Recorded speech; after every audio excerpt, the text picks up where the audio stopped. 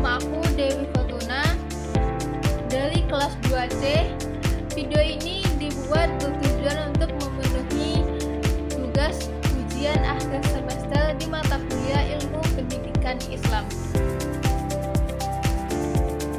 Pada video ini, aku akan membahas tentang komponen-komponen pendidikan Islam.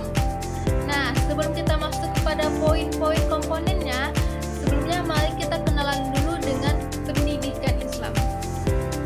Pendidikan Islam adalah bimbingan jasmani dan rohani berdasarkan ajaran Islam, di mana kita sebagai insan dituntut untuk memiliki iman, memiliki ilmu, memiliki akhlak yang mulia, dan menjadi insan yang bertanggung jawab.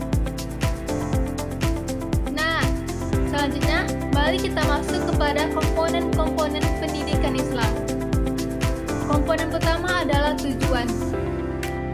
Tujuannya adalah arah atau hasil pencapaian kita dalam menjalankan pendidikan Islam, yang dimana kita dituntut untuk menjadi hamba Allah yang bertakwa kepada Allah. Nah, teman-teman semua, poin yang kedua adalah peserta didik. Siapa peserta didik? Peserta didik di sini adalah kita sendiri yang sedang berkembang dengan pikirannya agar bisa menjadi manusia yang sempurna, manusia yang berakal sehat, manusia yang bisa berpikir dengan positif.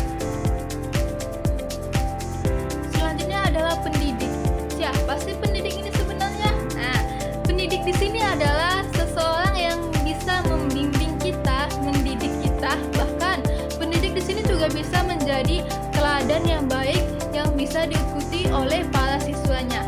Makanya dari itu, pendidik yang baik, maka siswanya juga akan menjadi baik, karena seorang pendidik itu sangat berpengaruh terhadap siswanya. Sudah pasti bisa menjadi teladan untuk banyak siswanya. Yang keempat adalah materi pendidikan. Materi pendidikannya bersumber dari mana? Materi pendidikannya bersumber dari Al-Quran, hadis, ibadah, akhlak, sejarah, ilmu pengetahuan. Teman-teman semuanya, segala sesuatu dan kebenaran yang ada di muka bumi ini berasal dari Al-Quran. Makanya dari itu, kita sebagai peserta didik selalu dituntut untuk membaca Al-Quran, selalu dituntut untuk mempelajari Al-Quran, serta mengenal banyak hadis agar hidup kita selalu teratur dan terarah. Yang kelima, metode. Apa sih metode ini?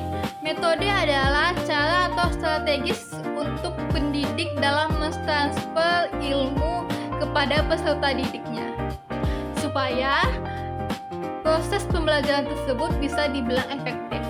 Jadi teman-teman semuanya, peran pendidik di sini sangatlah banyak. Salah satunya adalah mereka bisa membuat kita atau melakukan strategi metode supaya kita bisa belajar dengan baik dan memahami segala materi yang diberikannya dengan baik dan benar. Selanjutnya ada media. Media ini adalah alat atau fasilitas dan juga lingkungan tempat terjadinya pembelajaran. Di sini, alat, fasilitas, dan lingkungan sangat berperan penting supaya bisa menjadi pendukung agar pembelajaran tersebut bisa berjalan dengan efektif dan baik. Selanjutnya adalah lingkungan pendidikan. Nah, lingkungan pendidikan adalah segala sesuatu yang sangat dekat dengan peserta didik. Lingkungan apa saja sih? Ada lingkungan keluarga, lingkungan masyarakat, lingkungan sekolah, dan lingkungan alam. Lingkungan sangat mempengaruhi segala sesuatu yang ada di dalam diri kita. Kita harus bisa memilah-milah lingkungan kita agar kita bisa menjadi insan atau hamba Allah yang selalu bertakwa kepada Allah. Untuk teman-teman semuanya, jangan pernah salah memilih tempat atau memilih lingkungan, terutama lingkungan pertemanan. Karena sejatinya teman yang baik tidak akan menjatuhkan temannya sendiri. Dan teman yang baik juga tidak akan merasa iri atau merasa dengki terhadap temannya. Makanya dari itu, jika ingin orang baik kepada kita, maka kita terlebih dahulu baik kepada teman kita. Untuk teman-teman semuanya, saya ingatkan sekali lagi, lingkungan adalah tempat yang paling berbahaya jika kita tidak bisa memilah-milah mana yang negatif dan mana yang positif. Kembali lagi kepada diri teman-teman semuanya. Pesan dari saya untuk lingkungan, jangan sampai salah dalam memilah, terutama memilah lingkungan pertemanan. Karena dinding bisa berbicara jika sesuatu hal yang tidak kita inginkan sudah terjadi. Makanya dari itu, jadilah hamba Allah yang bertakwa, maka kita bisa menjadi pribadi yang lebih baik dan dinding pun tidak bisa berbicara. Selanjutnya adalah evaluasi.